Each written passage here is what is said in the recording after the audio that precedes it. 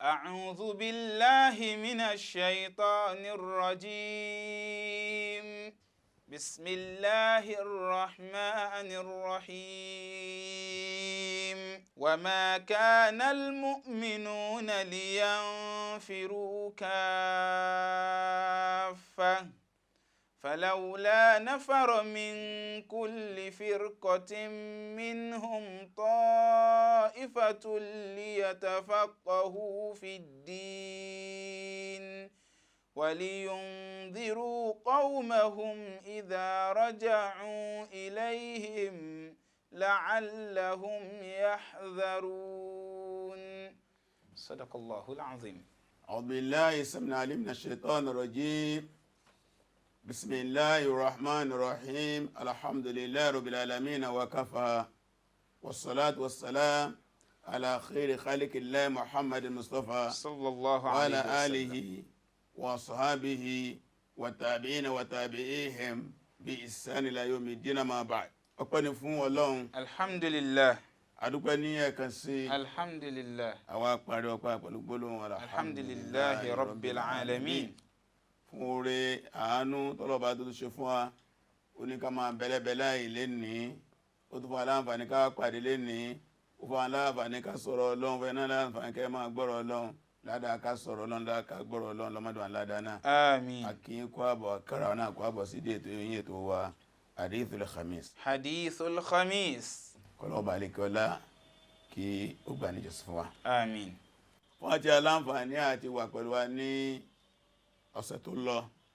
a rí pé agbègbè tí a gbéyẹ̀wò jùlọ àti ọ̀sẹ̀ tó síwájú ẹ̀ níjẹ́ ẹ̀dógún àti ìjẹjọ ibi tí a tàmálẹ̀ sí jùlọ náà ni pé àṣẹríà. àṣẹríà. ẹ̀rẹ̀ kí là ń pè bẹ́ẹ̀. àìsàn máa pé gbólóhùn mẹ́rin ọ̀tọ̀ọ̀tọ̀ la ní bùkátà kí ó yé wa. àwọn rújú tí ń bẹ ní abẹ́ rẹ̀ kámúkó gbogbo àtàbá láǹfààní àti gbọ́ wá sí ìjẹ̀ẹ́dógún àti ìjẹjọ kò sí ń tó fẹ́ bá ń lẹ́rù nù ṣẹ̀ríà. kò sí nǹkan ìdẹ́rùbà nù ṣẹ̀ríà. òfin Ọlọ́run bá ní ìrẹ́ mùsùlùmí tó bá ti jẹun bó ṣe kó jẹun tó jẹun tó yẹ kó jẹ ṣẹ̀ríà ni. kíni ṣẹ̀ríà ni. tó bá ti múra bó ṣe kó múra ṣẹ̀ríà ni. tó sì wọ́n tó yẹ kó wọ̀ ṣẹ̀ríà ni. tó ti wọ́n náà jẹ́ àmú ọ̀nà àrísìkí bó ṣe kó wà ṣẹ̀ríà ni. tó Ọlọ́run bá wá sáré kẹfẹ́ tó ọ̀nà bó ṣe kó ná ṣẹ̀ríà ni. tó bá jọkùnrin tó ṣe tán ó fẹ́ níyàwó tó ti fẹ́ yàwó ẹ gẹ́gẹ́ bí ẹ̀sìn ti là kalẹ̀ ṣẹ̀ríà ni. tó náà bá ti lọ́kọ Islam ti lọ́ kalẹ̀ ṣẹ̀ríà ni. tí gbàmí ó sí omi ò tó bá wá ń ṣe láàrin ìwà àtìyàwó ẹ tó wá gbé àwọn àgbésẹ̀ tí a fi yanjú ẹ̀ tó bá ti rí yanjú ṣẹ̀ríà ni. tó bá wá rí yanjú tẹ́ bá débi kẹ́ ẹ kọra yín tẹ́ bá ti kọra yín bó ṣe kẹ́ ẹ kọra yín ṣẹ̀ríà ni. tẹ́nìkan bá jáde láyé láàrin yín tẹ́ ẹ sì tó sìnkú ẹ̀ bí ó ṣe wọ sàárè rẹ̀ ọ̀rọ̀ afẹ́ wẹ̀ ni afẹ́ wé lásọ ni afẹ́ kàn sí lára ni afẹ́ bí sàárè ni ẹ bá ti bó ṣe kẹ́ ẹ ṣe ṣẹ̀ríà ni. dúkìá tó fi ilẹ̀ tẹ́ ẹ mójútó tó dásìkò kẹ́ ẹ pín tẹ́ ẹ pín bó ṣe kẹ́ ẹ pín ṣẹ̀ríà ni. tọ́lọ́mọ wá ní tó ẹ̀yin nìkan láàrin yín kó máa sọ lórí kó máa darí yín tó pé lànà Ọlọ́run tó gbé kalẹ̀ lẹ́bàá ti lè fi hàn nígbò sí débẹ̀ náà ìlànà yín náà ló ń lò lé lórí kíni ṣẹ̀ríà ni. tẹ́nìkan bá wá wù ọ̀daràn nínú ìlú tẹ́ wà bóyá ó jí owó lówó ni tàbọ́ pààyàn ni tẹ́bá ti lè mú àwọn òfin Ọlọ́run tàbọ́ parọ́ sìnà máàyàn ni tàbọ́ lọ sí sìnà ni tẹ́bá ti lè mú àwọn òfin Ọlọ́run ṣẹlẹ̀ wọn lórí ṣẹ̀ríà ni. ẹjọ́ orílẹ̀-èdè ẹ fẹ́ bá orílẹ̀-èdè míì lò ṣẹ̀ríà ni. tẹ́bá ti lè gbé kalẹ̀ bọ́lọ́run ṣe gbé kalẹ̀ ṣẹ̀ríà ni. ogun dé ẹ fẹ́ jagun ẹ lọ́mọ ogun ẹ sì kọ́ alẹ́kọ̀ọ́ ogun jíjà wọ́n sì lọ jagun fẹ́ kí wọ́n jagun tí wọ́n bá ti lè jagun fẹ́ kí wọ́n jagun ṣẹ̀ríà ni. ẹ gbé ìlànà kalẹ̀ lórí bó la ṣe ìwọ̀lú bó la ṣe jáde kó nù ìlú ṣẹ̀ríà ni. fẹ́nà lè khawf kí la ń bẹ̀rù. fẹ́nà lè qalaq kí ló ń dá alẹ́ mi. kí ni ń bẹ àlẹ́rù hali shari'atuna wayullah rabbani mahad òfin Ọlọ́run ni tí ò lábùlà lábùlà. òfin Ọlọ́run tí ò ní àbùlà hadha ma'na shari'a هذا معنى الشريعة. ما في خوف ما في خوف. ما في قلق ما فيه قلق. ما في اضطراب ما فيه اضطراب. كل ما في شريعة خير ورحمة وعدل. bó ti bẹ̀rẹ̀ pátá dáadáa ni àánú ni déédéé ni ọgbọ́n ni òye ni torí díẹ̀ ìtumọ̀ ṣẹ̀ríà ni ká má bẹ̀rù wọn kàn sọ̀rọ̀ ṣẹ̀ríà kásìkìnì ká má bẹ̀rù. ká má bẹ̀rù àwọn ní ìbẹ̀bẹ̀ kí a máa gẹ́yàn lápá bẹ́ẹ̀ ni ó fẹ́ jalè ni.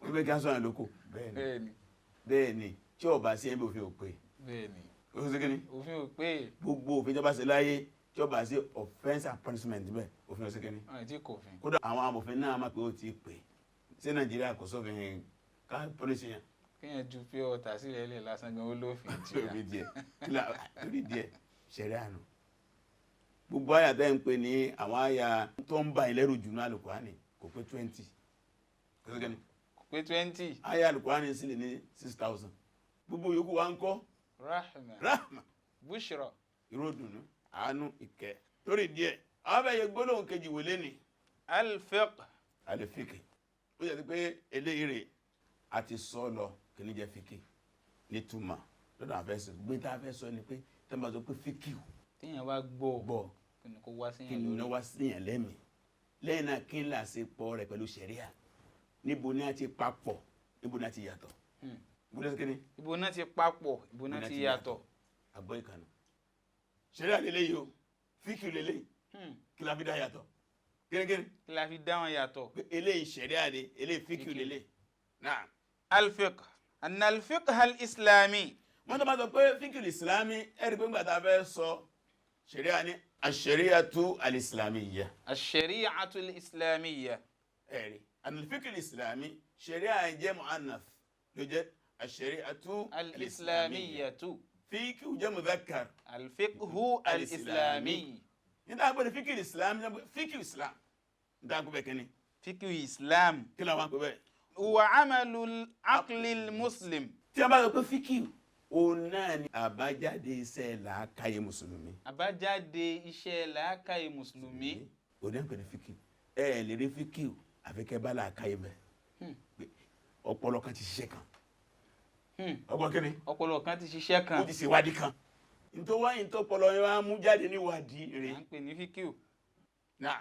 alladhi ijtahada fi fahmi al-Qur'an al-karim. òun náà ni ọpọlọ tó títà ń sọ ọpọlọ mùsùlùmí ó ti gbìyànjú láti gbàgbọ́ yé Al-Qur'an Karim wa sunnati nabawiyyati al-mutahhara. àti láti gbàgbọ́ yé súnà ní sàlám tó mọ kágákágá yẹn ni. wa istinbati al-ahkam al-amaliyya minhuma. ó ti fà á jáde láti inú Al-Qur'an àti súnà àwọn ìdájọ́ kan ó ti fi làákàyè fà jáde. fa-shari'atu torí ìdí eléyìí tá a bá ń sọ pé ṣẹ̀ríà wahyun rabbaniyyu. òun ni wá ìtọ́ látọ̀dọ̀ Ọlọ́run Ọba iṣẹ́ tó wá látọ̀dọ̀ Ọlọ́run Ọba ni. wal fiqhu ṣùgbọ́n fíkì ń jẹ́ amalun insani. iṣẹ́ ọmọ èèyàn ni. iṣẹ́ ọmọ ènìyàn ní fiqhu. àbájáde iṣẹ́ ọmọ ènìyàn látara Al-Qur'ani àti súnà ìná ń pè ní fíkì. fiqhu la ń pè ní fiqhu.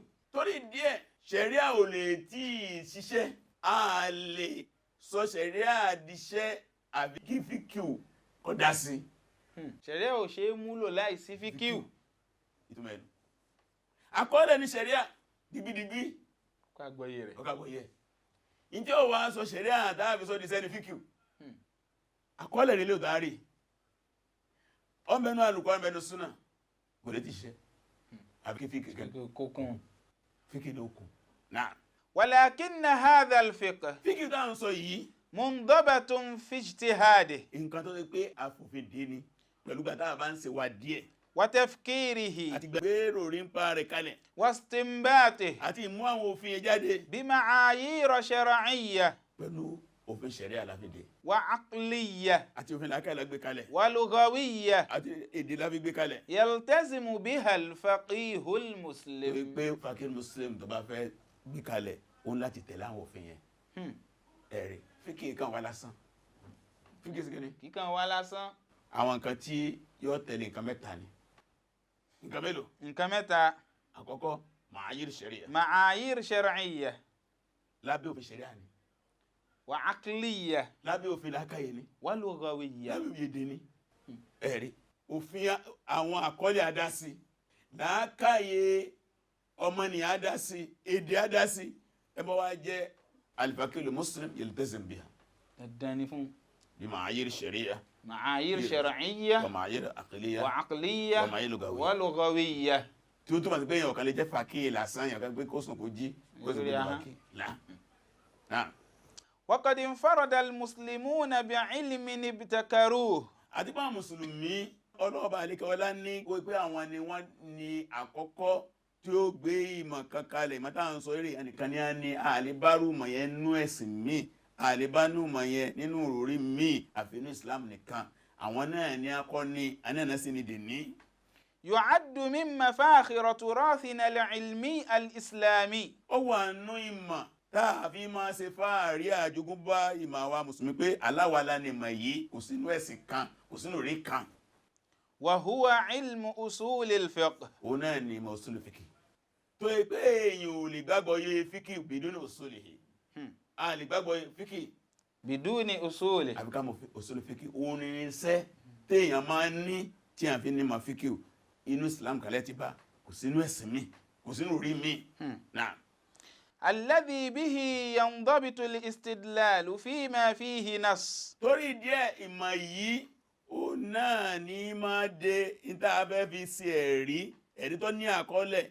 ìmọ̀ yìí ni ó dé pé òótọ́ ni àkọọ́lẹ̀ ń tọ́ka sí níta ló fún yìí. وفيما لا نص فيه. ìmọ̀ yìí náà láàfi fi ṣẹ̀rí lórí nǹkan tí ò ní àkọọ́lẹ̀. usul fíkì láti kí ni لا في شري lórí tó ní àkọọ́lẹ̀ àti tí ò lákọọ́lẹ̀ tí ó sì dẹ̀rí tí méjì ó sì kí ni tí ó sì dẹ̀rí. náà.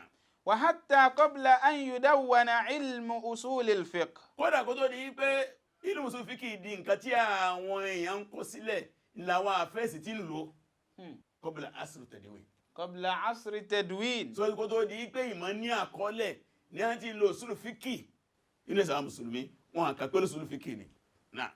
بطريقة منهجية. pẹ̀lú àwọn ọ̀nà àgbékalẹ̀ tó múnádóko. كان فقهاء المسلمين منضبطين بهذه الضوابط. tó ẹgbẹ́ àwọn mùsùlùmí rèé lórí ìmọ̀ yìí àwọn òfin tí ìmọ̀ usul fíkì gbé wá wọ́n dúró sí lórí ó sì jẹ́ ẹ̀kọ́ wọn ní ìjánu lé lórí wọn àyẹ̀wò ògbò òfin ẹ̀ ní agbọ́nrin òfin ẹ̀ ni wọ́n ń tẹ̀lé. من غير اصطلاحات ولا تسميات.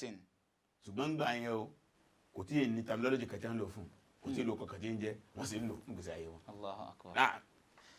يستوي في ذلك من عرفوا بمدرسة الأثر ومن عرفوا بمدرسة الرأي. wọ́n kọ́ dáadáa ń sọ yìí látàyé àtijọ́ nígbà tí ìmọ̀ fíkì kọ́ dìde madrasa méjì ló wà.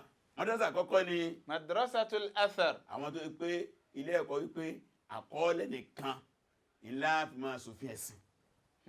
àkọọ́lẹ̀ nìkan la fẹ́ lò fi ṣòfin. wọ́n lò usul fíkì pẹ̀lú ẹ̀. pẹ̀lú madrasa wọn usul fíkì náà ń lò. wọ́n kò ló kọ yẹn kò tí máa jẹ́ kíni. usul fíkì. wa madrasatu ar-ra'y. àwọn tó gbà yí pé bá a bá rí àkọọ́lẹ̀ á lò làákàyè madrasa kan náà tó nù. anáà lò usul fíkì. gbogbo ẹ bá fẹ́ gbé fíkì kalẹ̀ inú ìlànà ànábì tó mú wáyé yóò lò fún fíkì. wa min al-muhim ṣùgbọ́n tó ti kókó jù dáfẹ́ kó yé wa. an na'lama huna níbi dáadé agbọ́ lọ ma àwọn nǹkan tó ń bọ̀ yìí. anna ash-shari'ata pé ṣẹ̀ríà o la tujad mu'allaqatan fil hawa. kìí ṣe ń dá gbé kọ́ orí afẹ́rẹ́ dáka gbé kọ́ kọ́kọ́ máa bí ṣẹ̀ríà ní kọ́kọ́ máa bí káàkiri lá. bal tujadu dakhil al-fiqh al-islami. ní abẹ́ fíkìl ìsìlámì inú ẹ̀ láfi sí. في مجموعه ní àpapọ̀ rẹ̀. ما كان مجمعا عليه. ó ń bẹ nú ẹ̀ tí ẹnu àwọn àfáà kò lè lórí. ó ń bẹ nú ẹ̀ sí kíni. tẹnu àwọn àfáà kò lé lórí. inú ṣẹ̀ríà lórí ọ̀rọ̀ báyìí ẹnu wa kò. náà. وما كان مختلفا فيه. ó sì ń bẹ nú ẹ̀ tí ẹnu wọn kò lè lórí. ó wà nú ẹ̀ tẹnu wọn kò tí lé wọ́n lórí. ní ọ̀rọ̀ ọ̀tọ̀tọ̀ lé lórí. náà. ما كان منه ثابتا بالوحي. ó sì ń bẹ nú ẹ̀ ètò yìí pé wọ́n rí ẹ̀rí tó fẹsẹ̀ rinlẹ̀ fún. arẹ́rìí tó fẹsẹ̀ rinlẹ̀ fún. náà. وما كان ثابتا بالاجتهاد. ó sì ń bẹ nú ẹ̀ tí wọ́n rí ẹ̀rí tó fẹsẹ̀ rinlẹ̀ fún ṣùgbọ́n lo ìgbìyànjú wọn láti fẹsẹ̀ rẹ̀ rinlẹ̀. àwọn àfáà ló gbìyànjú àti fẹsẹ̀ rinlẹ̀. wọ́n ta ìsẹ́rí. ما دام اجتهادا من أهله في محله. níbo bá ṣe pé ìjìjà dá ń sọ yìí. من أهله. àwọn tí wọ́n kájú ẹ̀. في محله. láàyè dá àti lò. الله أكبر. àìláńtà mi hàlì ìṣtìhádì tí wọ́n dé po ìṣtìhádì tó bá máa gbé mú fẹ̀sùn rẹ̀. wa fima tajtahid. gbìyànjú ẹ̀mọ̀ ló ti ń gbìyànjú ẹ̀ orí kíni orí jẹ́ ń sọ yìí al-ijtihad ọ̀rọ̀ kan ní lọ́tọ̀ tààlà lè pè ní al-ijtihad ẹni tó lè ṣe ijtihad láti jẹ́ bẹ́ẹ̀. kí mo lọ́lé kí ó nìkan kí mo níwèé rí kò síbẹ̀ tí a lè ní láyé tó lè sọ ní mujtahid. Ó di professor. ó ti lófin tiẹ̀ táwọn àfáà ti gbé kalẹ̀ pé ẹni tá a pè ní mujtahid dábàá lára rẹ̀. kò sí ìwé ẹ̀rí tó lè gbà tí ò bá ti sí ń bẹ̀ kò ń ṣe mujtahid. àwa mọ̀ kí ni mahallul ijtihad. ìbò ni wọ́n ti gbà láàyè kí ẹ sọ̀rọ̀ tí Ọlọ́run ti parí tí Ànábì ti parí sallallahu alayhi wa tàbí sallam. lọ pé ìjìmá ó mọ̀ ó ti dúró lé ti dúró lé lórí. lórí ìjẹ́ máa pé Al-Qur'an ti yanjú ẹ̀ Sunnah ti yanjú ẹ̀ gbogbo àwọn àfáà ti panupọ̀ lé lórí ló gbéra ni ẹ ti lọ. kò sí mà tó lè ní tí àwọn ulama ó gbà lọ́wọ́ ẹ̀ mọ́ wọ́n ní wá nǹkan mìíràn sí wọ́n waste time rẹ̀ wọ́n darẹ̀ láàmú ti parí ìjẹ́ ń tọ́ nìyẹn náà. faqad dakhala fi shari'a. wọ́n nítorí díẹ̀ ẹgbẹ́dọ̀ máa wí pé o fíkìú àmọ́ wọnú ṣẹ̀ríà. aw dakhalat fihi shari'a. ṣẹ̀ríà ni a máa wọnú fíkìú. Allahu akbar. táwọn àmánì ni táwọn àmánì ni wọ́n ìbejì ni wọ́n. wọ́n ṣe yọ ìtumọ̀ ni pé ẹ lè yọ ṣẹ̀ríà kó nu fíkìú ẹ lè yọ fíkìú kó nu ṣẹ̀ríà.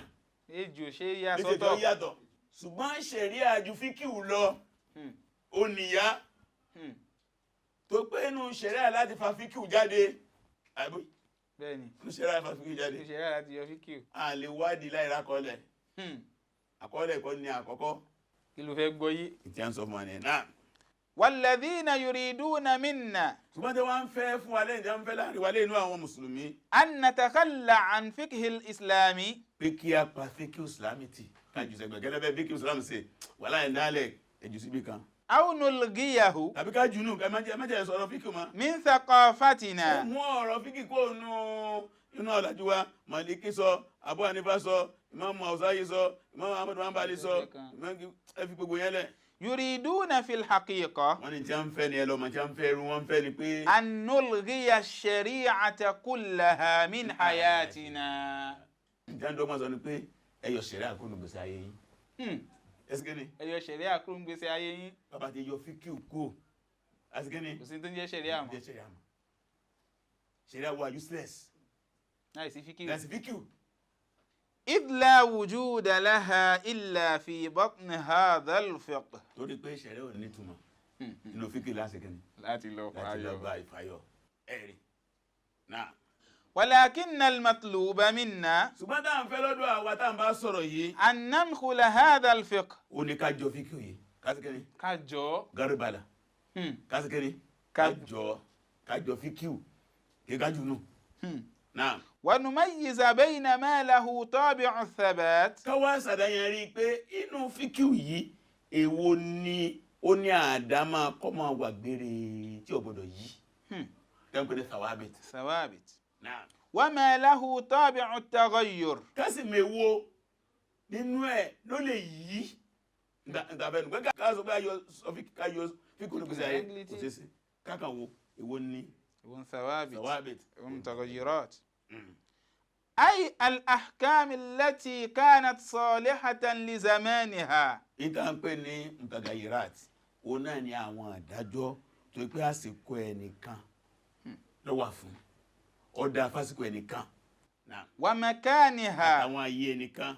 ولم يعد صالحة اليوم. tó pé lè ní o àlèlò. لتغير الظروف. tó pé àwọn ìyípadà ti dé. والتي قيل في مثلها. àti ní a bá tún sọ nínú pa rẹ̀. لا ينكر تغير الأحكام بتغير الأزمان. ó ní pé àti àwọn àfáà sọ nírú tó jọ rú báyìí lọ́dọ̀ àwọn àfáà ní usul fiqh ni pé a gbọ́dọ̀ sí àtakò pé òfin lè yí padà látara ìyípadà àsìkò ẹ̀. kò sí àtakò pé òfin lè yí padà látara ìyípadà àsìkò ẹ̀. fàpẹ̀rẹ̀ nìsín ńjọ́ tí wọ́n bá fẹ́ ṣe jihad láyé náà sàṣàrà. sallallahu alayhi wa sallam. tí wọ́n bá ní kí ni alatul harb. alatul harb. kí làwọn ní sí ogun jí àjọ náà lọ wọ́n máa sọ̀rọ̀ àrímà. الرماح. السيف. السيف. النبل. النبل. lẹ́yìn náà wọ́n sọ al-khayl. al-khayl. Gbogbo eléyìí àwọn nǹkan jíjù bí ọfà bí ọ̀kọ̀ bí idà bí ká so ẹṣin mọ́lẹ̀. náà fi ń jagun. náà fi jagun. àwọn irinṣẹ́ tó wà ń gbà yẹn. tẹ́bọ̀ Suratul Anfal ní àyà 60 kágbọ́n tọ́lọ́ ọ̀bọ̀ bá lè kí ọlá sọ bàtí ń kọ́ àwọn òsìn lẹ́kọ̀ọ́. wa a'iddu lahum mastata'tum min quwwa. ọlọ́lẹ́yìn mùsùlùmí òfin èmi ọlọ́run tó dé ọlọ́ni agbára dé ẹmúra lẹ̀ gbogbo tẹ́ bá ní agbára ní ẹfúnmúra rẹ̀. min quwwatin. gbogbo tẹ́ bá ní agbára náà ní kẹmúra rẹ̀. wa min ribatil khayl. nínú agbára òun náà ní ká ẹ̀sọ́ ẹ̀sìn mọ́lẹ̀ àwọn ètò ṣe é jà. turhibuna bihi aduwallah. ẹ máa dẹ́rùbà àwọn ọ̀tá Ọlọ́run. wa aduwakum. àtàwọn ọ̀tá yín. wa akharina min dunihim. àtàwọn míì. la ta'lamunahum. ẹ̀jẹ̀ máa wọ́n yẹn. Allahu ya'lamuhum. ọlọ́ba máa wọ́n. wa ma tunfiqu min shay'in fi sabilillah. ọmọdé bá ná sójú ọ̀nà Ọlọ́run bá nú dáadáa. yuwaffa ilaykum wa antum la tudlamun. ọlọ́bọ̀ sọ ilẹ̀ sáré àníṣàbòsí níjọ́ náà lọ́rùn ní kú wà tí tọ́lọ́ bá sọ mẹ́ òun náà ní àwọn nǹkan àjà àjọ náà yìí ni àwọn afẹ́ jagun síkẹ́ni. afẹ́ jagun. àwọn àsìlíyà tá a fẹ́ lò àwọn irinṣẹ́ ogun tá a fẹ́ lò. a gbọ́dọ̀ ló tíjọ́ mọ́ lẹ́nì. lam ya'ud salihatan al-yawm. bá sì kò ní mu kápẹ́ ní ìsìn mùsùlùmí ẹ̀dẹ́ wo ká máa lọ jìnnà ní Israel àwọn Hamas òkò ní a máa sọ àti rọ́bà òkò àti rọ́bà ní a máa sọ ẹ̀nà wà ní Gaza ní ìsìn tánà bá wá ju nǹkan láti Gaza yóò di Tel Aviv kan wá ní Israel tó ń gbé ọkọ̀ ogun bọ̀ tó bá rọ̀jò òkúta ogun ilẹ̀ lórí. wọ́n máa lẹ́ lóko wọ́n máa katapọ́tì rẹ̀ láti ilẹ̀. ìtọ́ bá sì kó imú òní ẹ̀. ti yàtọ̀. gbogbo yẹn náà ní àsìtì kẹfìn ọ̀rọ̀ ànábì. sallallahu alayhi wa sallam. nígbà tí ànábì ń tú àyà fún àwọn sàábẹ́ ní sọ́yìn Muslim tó pé wọ́n sì ń bọ̀ lásìkò jàhílíyà ni. wọ́n sì kẹ́ni. wọ́n ṣe ń bọ̀ lásìkò jàhílíyà ni látara ìmọ̀kan. ànábì wa ti rí pé àwọn kan ń bẹ nú àyà yìí tó lè kó ṣubú àbáwọn. tó lè kó rújú bá wọn. inú ẹni mi kú wà tí torí pé nakratun umumiyya ni. nakratun umumiyya. ìbá jẹ agbára. nítìn. láfi rí inú àwọn àfáà ilẹ̀ Yorùbá yìí náà níjọ́ tó ń tó àyà yìí ó ní wa'iddu lahum mastata'tum min quwwatin. ó ní oúnjẹ nílẹ̀ náà ni àkàràbá agbára ni gbẹ̀tú agbára ni àfẹ́ẹ̀rí agbára ni min quwwatin agbára ni adárin agbára ni ègbé agbára ni olúgbòhùn agbára ni ẹ̀rí àfẹ́ẹ̀rí agbára ni Allahu Akbar. má fi fíkì. tá a bá tú èdè ọ̀wọ́lé tá a bá segin ní ó wọlé tá a bá tú èdè nìkan ṣùgbọ́n Ànábì ti sọ ó ti mọ̀ pé àwọn èèyàn ò bẹ́ẹ̀ ní ala innal quwwata ramyu. ala innal quwwata ramyu. ó ní agbára tó lọ bá ń sọ bí ẹ̀tẹ́ tí ẹ gbọ́ o ẹ má sí àyà ìtú o. innal quwwa dájúdájú agbára tó lọ bá ń sọ bí ramyu jíjù nǹkan kó lọ bọ́n kí náà jù nísìn. ìsáì.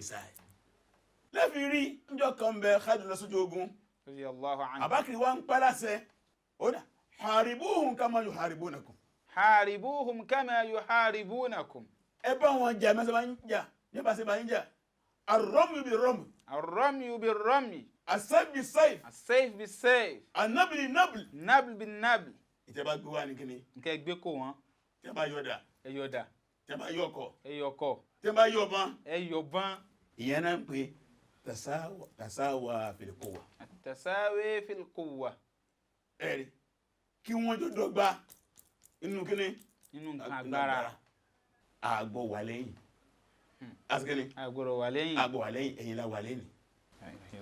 torí díẹ̀ ìnàfà ń sọ mi pé a lè sọ pé tí a fi ń jagun ينكر تغير الأحكام بتغير الأزمان láti jagun lẹ́ni kò sí dédé òní mọ́ bá sì mú ìgbà ti dé ìgbà ti yí padà etí ó kù lé ní tí kálukú lélẹ̀ nínú agbárin nuclear weapon ó ní the highest ẹ̀tọ́ bá lélẹ̀ lónìí ó wà nípò àwọn òkìní ọ̀gá ni àwọn alágbára nù tí wọ́n jọ máa bọ̀wọ̀ ara wọn wọ́n jọ máa bọ̀wọ̀ ara wọn wọ́n sábà ara wọn ẹni kò lè dúnkòkò máa rọ́ọ̀sì àlẹ́ ni torí nuclear weapon Amẹ́ríkà ńkọ́ kò tó bẹ́ẹ̀ torí nuclear weapon France ńkọ́ ẹ̀kan ò lè ta wọ́n láyà tókàn ti ṣe kíní àti ṣe déédéé nínú agbára torí ẹ̀ náà làwọn alábàá náà fẹ́ káwọn èèyàn dégbè yẹn mọ́ wọ́n sì kíní wọ́n fẹ́ kẹ́ni bọ́dí débẹ̀ wàhálà wo ni Iran kò lé ní torí òun náà fẹ́ nágbára yẹn torí díẹ̀ eléyìí ó náà jẹ́ kọjá tó fẹ́ ká kọ́. وهذا هو فقه المدرسة الوسطية wọ́n lé lẹ́yìn fíkìú tá a sọ fún wa yìí kájọ fíkìú ká máa yọ kó ònú gbèsè ayé wa tán yányán ká máa èwo ni ò ṣe má débẹ̀ eléyìí ti wà yọ máa bẹ lọ láìláì tàwa àbìdélélé eléyìí mùtàgà yẹra ní ìbámu àsìkò tí wà. التي تفهم النصوص الجزئية في ضوء المقاصد الكلية ولا يقيم عداوة ولا حربا بينهما. ọ̀nà ni pé fíkìú tá à ń sọ lẹ́ni àfẹ́kúyé wa ọ̀nà ni à ń pè ní alimadarasatu wasatiyya. alimadarasatu alwasatiyya. kí ni túmọ̀ ara nǹkan lẹ́ni wọ́n ṣe ta'assub pẹ̀lú alimadhab al-fiqhiyya wọ́n fẹ́ gbọ́ kàmí mọ́ àti tó fẹsẹ̀ ní lẹ́mbẹ́ o ẹ̀fẹ́sẹ̀ sí lẹ́mbẹ́ o ní a gbà pé kò gbọ́dọ̀ yí akásí ń bẹ̀jẹ́ ní ẹyọ fíkì kó dábẹ́ bí ṣímá ọ̀sàtí àwà ní pé ká dámà èwo ni thawabit kásì ló ti eléyìí o lóògùn rẹ̀ ewu tàgà yẹrat eléyìí fáwọn ìdíbà ò náà ni látara pé àwọn àkọọ́lẹ̀ yẹn wọ́n àgbàgbọ́ yẹ lórí abẹ́ agbárin fíkì maqasid al-kulliyya àwa ní sọ di ogun láàrin méjèèjì. وهي تبحث عن مقصد النص. wọ́n ní ìròrí pé kálùfíkì madarasa wasatiyya rẹ̀ òun náà ni pé yóò máa wádìí nípa kí ni èròǹgbà àkọsílẹ̀. qabla isdari al-hukm. síwájú kó tó mú ìdájọ́ wá. kó tó mú ìdájọ́ wá. akọgbàgbọ́ yẹ kí ni àkọsílẹ̀ kí ni èròǹgbà àkọsílẹ̀.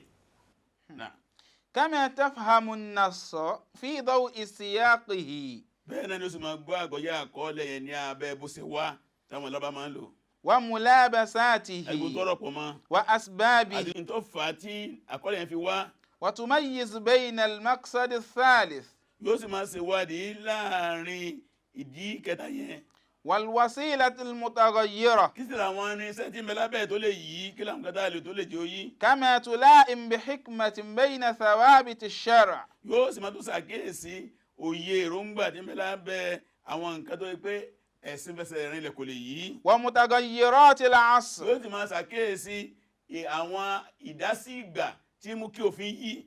wa tumayyizu bayna shu'unil 'ibadat. yóò sì máa ṣe àdáyanrí láàrin nǹkan tó jẹ mọ́ ọ̀rọ̀ ìjọsìn. wa shu'unil mu'amalat. àti àwọn nǹkan tó rò pọ̀ mọ́ nǹkan ìbálò pé wọn àdọ́gba ó ní bá a ṣe bá ṣúnú ìbàdàt ní bá a ṣe bá a lò tó pé ṣúnú ìbàdàt rí pé al-aslu fil ibada al-hadr wal-hurma ìpìlẹ̀ lórí ìdáhùn bá ń pè ní ìjọsìn ìwọ ní àgbọ̀ sin ọlọ́run àfi kárẹ̀rì ṣùgbọ́n al-muamalat al-aslu fiha al-ibaha ṣùgbọ́n ìbálò ìpìlẹ̀ ni pé àgbàláyè àfi kárí ẹ̀rí tí ó sọ di èèwọ̀ náà.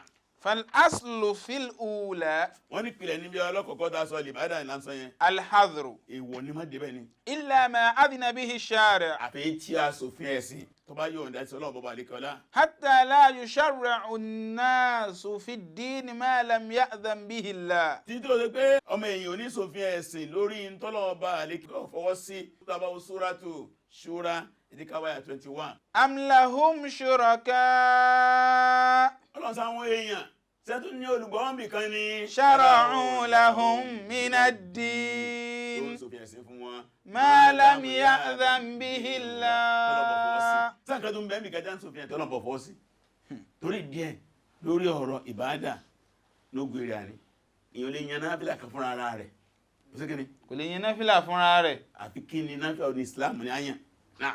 والأصل في الثاني ṣùgbọ́n ìpìlẹ̀ lórí ẹlẹ́ẹ̀kejì ó ní muamalat الإذن àyè gbẹ́ والإباحة àyè wà fẹ́ kó ṣe إلا ما نص الشرع على àyàfi tí تحريمه ṣe àbákọ́lẹ̀ pé ìwọ ni má débẹ̀ ni. كما أن الأصل في العبادات àti pé inú ẹ̀ náà nínú ìpìlẹ̀ inú ìbádà náà ni pé التعبد بالنص òun náà ní ká sin Ọlọ́run pẹ̀lú àkọsílẹ̀ وعدم النظر إلى العلل والمعاني láì wò di pé kí ni túmọ̀ tá a fi gbọ́dọ̀ sin báyìí. في حين أن الأصل في العادات ṣùgbọ́n ìpìlẹ̀ nínú tá a pè ní àṣà والمعاملات àti máa bá lọ ní ara ẹni. هو النظر إلى العلل والمعاني والمقاصد. ìdáhùn bí yẹn ni kí ni di kí ni túmọ̀ kí lè rògbà eléyìí méjèèjì ló gbọ́dọ̀ yẹ wa ìdábà ti pè ní al-ibadat tawqifiyya. العبادات توقيفية. ó náà ní pé ìjọsìn òun ni kò sìn bó sì wá látọ̀dọ̀ Ọlọ́run láti ọ̀dọ̀ anásẹ̀sẹ́lá lẹ́yìn ìwádìí wípé why ìtọ́lọ́n ṣe ní àṣì kí ló ti bí mọ́gìrì jẹ́ rákà mẹ́ta tí ṣe àìjẹ́ mẹ́rin tí a jẹ́ mẹ́rin ìbálẹ̀ làwọn méjèèjì kí ló dé pé àwọn àrùn kan ákè sókè ákè jẹ́jẹ́ ta'abbadana Allah biha ta'abbadana Allahu biha bọ́lá ṣe gbé kalẹ̀ ká máa fẹsẹ̀ ọ̀nà àìwádìí súnmọ́ gbogbo tá a bá ti pè ní àdáàt wal muamalat nǹkan tó jẹ máa sà àti ìbálò láàrin ara ẹni àwòdí láti a máa wòdí àwòtúmọ̀ àwọ̀ èròǹgbà kí lè èròǹgbà ti bẹ́ẹ̀ kíni kí èròǹgbà tó wà ní díẹ̀ ìlàfíà ókè èròǹgbà tó bẹ́ẹ̀ rẹ̀ láti wá tẹ̀lé àwọn nǹkan wọ̀nyẹn eléyìí náà ni níta pè ní sókè kí ni fíkìú kí náà pè ní fíkìú kí sì láti pọ̀ fíkìú àti ṣẹ̀ríà níbo ní àti papọ̀ níbo ní àti yàtọ̀ níbo ní àti wọnú ara wọn gbogbo eléyìí òun náà ni ẹ̀kọ́ tí a fẹ́ kọ́ pẹ̀lú gbọ́dọ̀ lọ́bi tààtò dóṣèré tó máa tún gbà wá láàyè á lè tẹ̀síwájú lórí gbóná ẹlẹ́ẹ̀kẹta ṣe al-ijtihad èyí tá a sọ àdéhùn àti tó gbọ́ dáadáa ká sọ̀rọ̀ ká gbọ́ lọ́mọdún àdáná subhanaka allahumma wa bihamdika ashhadu an la ilaha illa anta